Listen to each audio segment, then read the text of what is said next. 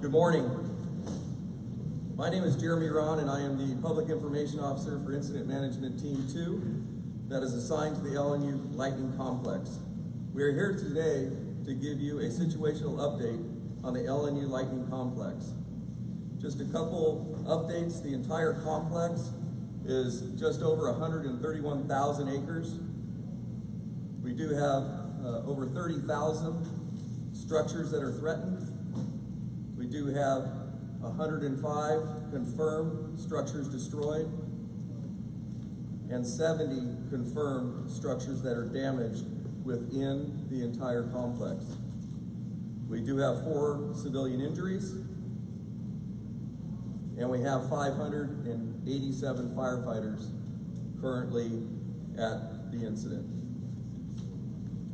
As a reminder, anybody that needs information, we have a 24-hour information line at 707-967-4207. Again, we like to ask to please hold any questions until the end, and we'd like to get an operational update from our operations chief, Chief Blankenheim. Chief?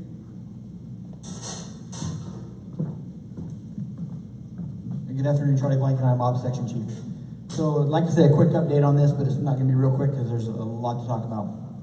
So the Myers fire, further west fire, it's back down to the Pacific Ocean. We've held it to Myers grade, and it's still backing down into Fort Ross, but we're making pretty good progress on that one. That one's in pretty decent shape. Our number one priority for the day and our most dynamic fire from yesterday is going to be the Wall Bridge and the Stewart. They actually merged overnight. The Stewart ran down into the Wall Bridge, and so we're now going to treat it as one fire. Across Mill Creek yesterday, made a little push to the east, and is continuing to push south towards Guerneville and Rio Neto. We've got plans in place for protection of those communities, but a lot of work needs to be done. And a very, very active fire yesterday. Had significant structure damage and significant structure loss yesterday coming off the Stewart. We'll continue with that today. Moving over to the Lake County side. So we'll start up on top. We had the fire in Jericho Valley yesterday that made a significant push, and then the Morgan fire from 2 days ago made a significant push to the south and to the west, or to the east, and they're combining now. So what used to be the Morgan, the Jericho, the Gamble, and the Green, and the Spanish, those fires are all combined now and continuing to push down into Rumsey Canyon, and along Highway 16, they're backing down into Rumsey Canyon. As they come down and hit Highway 16, our plan is to go ahead and hold Highway 16. We're reopening the dozer lines from the Rocky Fire, the Jerusalem Fire in 2015, I believe. We're reopening those dozer lines to come across the top and to come down towards the county, the Napa and Lake County line. Moving down another very active situation, the Etna fire that took off was one of the last fires to start 2 days ago in the Butts Canyon area. It was very active during the day yesterday. Continued to burn towards Pope Valley, towards Butts Canyon. Significant structure defense going on in there. Lots of structures, lots of infrastructure in this area. This fire will, if it hasn't already, will burn all the way and tie into the backside of the Spanish fire. We're doing structure protection, trying to keep it out of the communities, out of the structures. Then we anticipate it tying into here. So moving down, coming off the peak down here, both directions with dozers. Last night we got the plan in place. We're bringing dozers off the peak here, Atlas Peak, going both directions down towards 128, and then working south. So we have a plan in place to build this western edge. Got some additional resources on it today, and then building this western edge is going to be one of our main priorities today. We come down towards crosses 121 and down into the Vacaville Fairfield area. The fire made another significant run yesterday, late in the afternoon. Crossed I-80. You probably saw it on the news last night. Lots of excitement. 80 was closed for several hours. Fire was on the other side. We picked up the spot across 80, somewhere in the 500 to 1,000 acre area. It's contained. And now we're building line back up from 80 to work up into Gordon Valley and to hopefully get this bottom piece tied in. Where the fire ran down into Vacaville 2 nights ago, we're doing really good in there. There's still a lot of active little pieces in there, yards on fire kind of thing, trees, fences, stuff that's still burning, still poses a very significant threat to structures. So we're working on getting all that cleaned up. We're fairly confident that we've stopped the spread and that Hopefully there won't be any more push down further into Vacaville. We'll be able to keep it where it is. We're just trying to keep any additional structures from being lost. So with fire back to 128 on this side now, so we've taken dozer line and crew work and along County Road 87, and we did a fire in operation last night. We went about 8 miles, so this map is not completely updated as what's going on. We went about 8 miles, firing 8 miles up. They're going to finish that tonight, and they'll be tied into a Sparto. So then the bottom side of this fire and the top side of this fire are going to combine, and the Blue Ridge will be all interior, and the Blue Ridge is going to go ahead and burn again. And then again, we'll be holding Highway 16 in Rumsey Canyon all the way back up to where we tie in here with the Morgan fire. Thank you. Okay, thank you, Chief. Next, we'd like to get our law enforcement speaker and law enforcement partners, Chief Sheriff Mark Essex. If you law enforcement can come up, we have a brief message from Mark.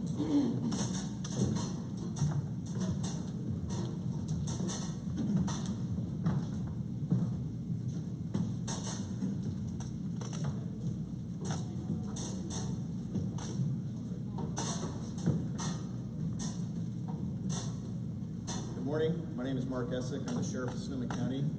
I'm here to speak to you on behalf of the sheriffs and other law enforcement partners. Here to speak to you on behalf of the sheriffs and other law enforcement partners who are supporting this incident. That includes Napa County Sheriff, Solano County Sheriff, Lake County Sheriff, and others, including CHP as our law enforcement partners.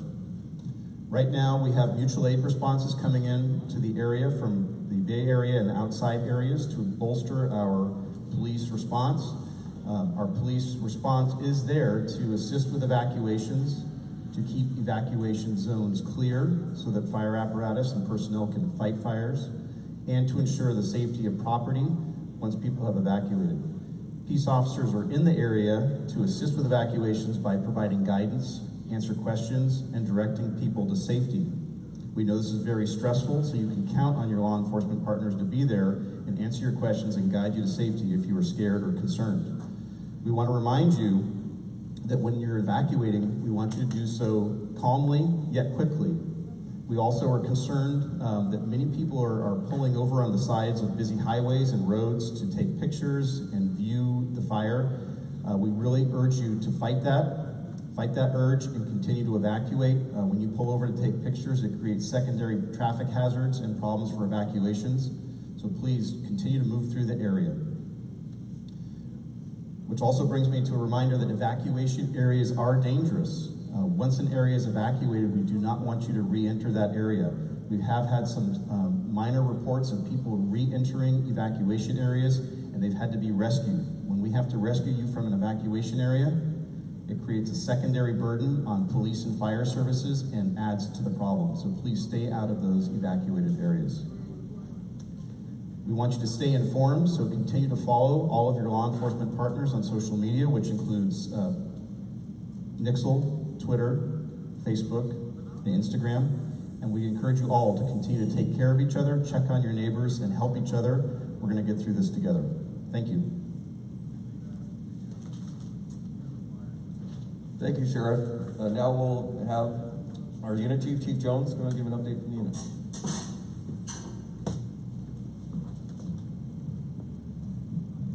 Thank you. Good morning. My name is Shauna Jones, and I'm the unit chief for the Sonoma Lake Napa unit. I wanted to touch on a few things.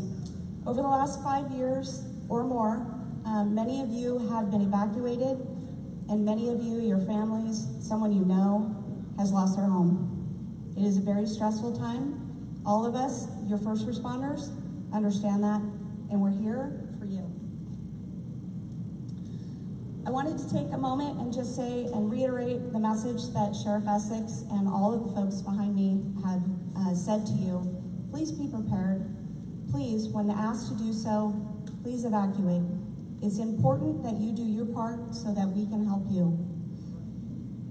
It's going to take time. This is a very large fire. It's one of many in the state of California. And honestly, our resources are stretched very far. So please be patient. We're working hard to put out the fire so that we can get you back in your homes. Please be safe, listen to the alerts, pay attention to media, and be aware of your surroundings. Thank you. Have a good day. Thank you, Chief. And now our incident commander, Chief Cavanaugh. Well, good morning, and thank you for joining us this morning. First, I'd like to start off with my condolences to PG&E. Yesterday afternoon, Wednesday, August 19, 2020, a PG&E employee was located in his vehicle in the Gates Canyon area, unresponsive. CPR was performed on the individual. The employee was transported by ambulance and pronounced deceased at a local hospital. The employee was in the Gates Canyon area clearing infrastructure, power poles, and lines to make the area safe for emergency responders. So once again, I please keep the family of PG&E in your thoughts, and our condolences to that individual and his family. What I'd like to do now is, I'd like to start with talk about a little bit of the fire update. I know the operations given, but I'm going to get a little more detail on some acres and what we have. As Chief Blankenheim talked about in the operations briefing, the Hennessy fire is now the fires of the Gamble, the Green, Markley, Spanish fire, and the Morgan fire that all combined yesterday. Total for that fire right now is sitting about 105,000 acres as of this morning, 0% containment. Moving in, and that's for Napa County. Also with Napa in Lake County is the Etna fire, which is currently 4,500 acres.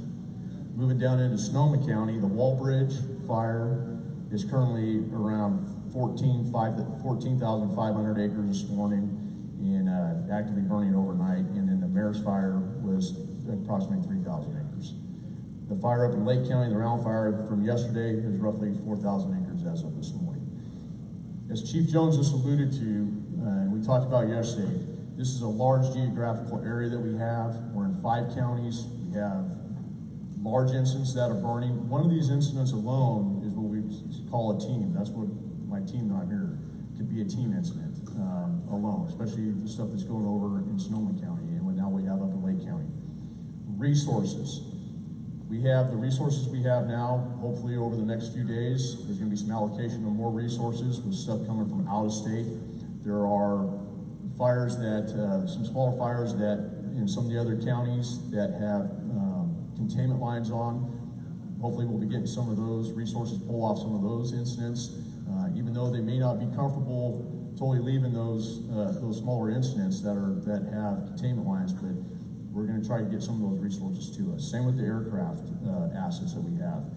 I just want to make it very clear and make no mistake about it, we have a very large scale incident here. Normally, even for us and the teams, and I know the communities over the past years and the incidents they've had here, we're used to lots of resources, and that's not where we're at today.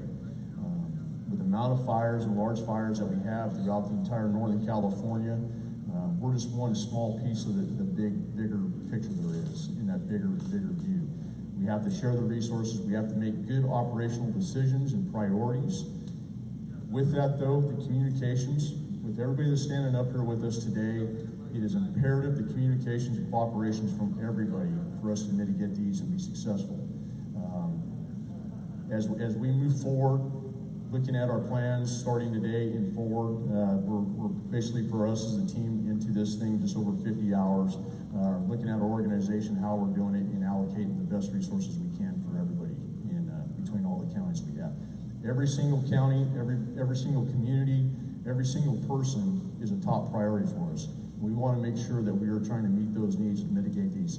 We need to get people back in their homes as quick as possible. It's a tough decision we have to make as an IC on evacuations. I talked about it at our cooperators meeting here at 10 o'clock. I am always going to side on the air of life safety. That is, I will not sway from that decision. But on the other hand, we'll get people back into their homes as quick as we can. That repopulation, I don't want to see people dispersed out of their homes. I never want to be dispersed out of my home, and I know you don't either. So I ask you to be patient. We have to make sure it is safe to get back in your home, not only from the fire side standpoint, but also from the utilities. We got to make sure we're good with utilities. The last thing we're ever going to want to do is do an evacuation, a repopulation, and then another evacuation. So with that, I appreciate the cooperation we have. I appreciate the communications we have, and we're going to get through this. So thank you very much. Thank you, Chief. And then we'll have time for just a couple questions if there's any questions. Yes, sir. I'm wondering specifically about Atlas Peak. I had heard the fire did reach the summit yesterday. Wondering if it had made it into any of the residential areas on Atlas Peak Road. Yeah, as of yet, no. So we're reopening some of the lines that we opened in 17 for when the fire was going the other direction. So it'll be the line coming from the other way. And as of yet, no. I think it got in maybe close to some backyards, but there's been no damage up there. And any place that's coming into the community, the fire has been stopped. Similarly, the town of Anglin was evacuated and Deer Park. I know often that's precautionary because there aren't that many ways out. Do you know how close the fire is coming up that flank to Anglin? Mileage-wise, I don't have a report. It was purely precautionary, and because of the difficulty in getting folks in and out of there, that's definitely a precautionary. But as Chief Kavanaugh said, our resources are so thin right now. We have plans, but we need to staff those plans, and so it is precautionary at this time, but it's definitely a real threat. The decision last night, if you don't mind, the decision on that one last night with that community was, when we all looked at that, with the fire behavior that we had overnight from 2 nights ago, going into last night, the fire behavior that we were experiencing yesterday afternoon, on the map, roughly, it was like 5 miles. The fire was going out to the east, but looking at that community up there and the one way in and one way out, when that order came down yesterday evening during the daylight, that was a priority to me to try to make that happen then. I know that that's a tough area up there with the hospital, the college, and the one way in, one way out. But once again, as I stated here just a little bit ago, those decisions have to be made, and I'm always going to make that decision on the life safety of everybody first. Thank you, Chief. We have one more question over here. Just in general, the weather quality today, in terms of temperature, it's going down a few degrees also. What about for aerial support in terms of the quality of the smoke in the sky? Similar to yesterday, one of the I guess the dilemmas we have is the air clears out, the fires burn faster, but we can use the tankers better. It's a little bit smokier today, a little bit later started on getting it out, but that usually means we're having less air movement and not quite as dry conditions. So the weather over the next couple of days, we're hoping is going to come back to more of a normal pattern for this and get back into a coastal influence here, which will help us out quite a bit. It may be an issue for air support as we get, hopefully we get some fog and some clouds coming in over the next couple of days. We're kind of anticipating. It does create some difficulty with the air support, but it gives us a lot more chance for success on the ground. Thank you, Chief. And then also, too, we'd like to turn this over to Sergeant Valencia as well as Officer Lopez for a Spanish interpretation.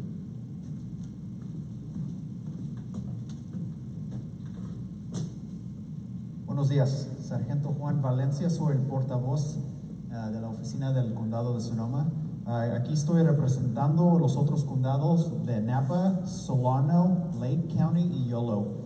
Estamos trabajando unificados con CAL FIRE en estas evacuaciones y órdenes por los incendios que nos están afectando en nuestra comunidad. Les quiero decir que ahorita tenemos muchos oficiales de otras agencias ayudándonos a asegurar las áreas que hemos evacuado o que están debajo de advertencias. Tenemos como 75 agencias ayudándonos en esas áreas. En Sonoma County tenemos el Departamento de Policía de San Francisco y la Oficina de Alguacil de San Francisco ayudándonos en esas áreas en la comunidad. Les quiero recomendar que los sigan en las redes sociales, en Nixle, Facebook y Instagram y Twitter. Lo que les quiero decir también es que si oyen una sirena alta y baja en su área, eso les está diciendo que es tiempo que se tienen que ir, que se tienen que evacuar. El incendio está creciendo muy rápido ahorita en las áreas. Tienen 3 áreas. Tienen una área del norte, una área del sur y una área del oeste. Yo voy a hablar de la área del oeste. El oeste está afectando al condado de Sonoma. Más de 14,000 acres están quemados ahorita en el Wallbridge incendio. Esa área es al oeste de Hillsburg y norte de Guerneville. El incendio se está moviendo al sur por la ciudad, o está yendo al área de Guerneville, Monterrey y Río Nido. Por eso es importante, si los evacuamos de esa área, se tienen que quedar y no entrar a esa área.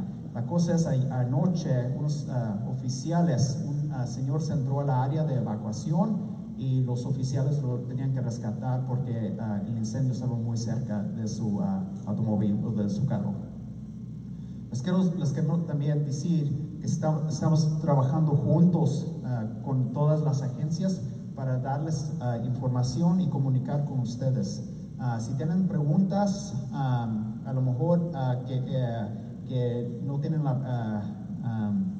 tienen la respuesta, nos pueden mandar un mensaje en Instagram o Facebook.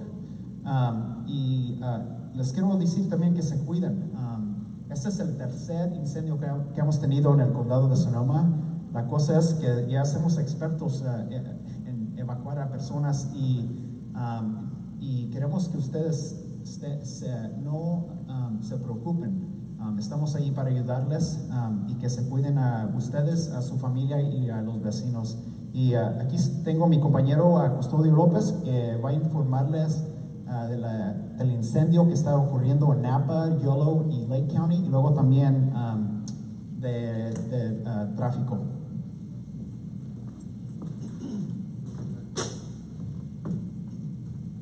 Buenos días, soy su oficial Custodio López con la Patrulla de Caminos de California. Les queremos venir a informar, ya como mi compañero les informó, de Sonoma County, ahora acá en este lado de Napa y de Solano. En esa área, la lumbre, el incendio de Genesee ha quemado 105 acres, 0% contenimiento, que querían que nuestros compañeros de CAL FIRE que les dejáramos saber ahorita. Y el que está más hacia el norte, en Lake County, ha quemado 4,000 acres. Mi compañero ya les dejó saber ahorita que por favor todas las carreteras que están cerradas porque ya han evacuado esas áreas. Tuvimos un incidente en el área de Sonoma donde alguien entró para atrás, como ya dijo, y se atascó y se quedó allí y entonces el incendio llegó cerca a él. Ahora entonces estamos arriesgando las vidas de nuestros oficiales y también los bomberos y nuestros compañeros de CAL FIRE.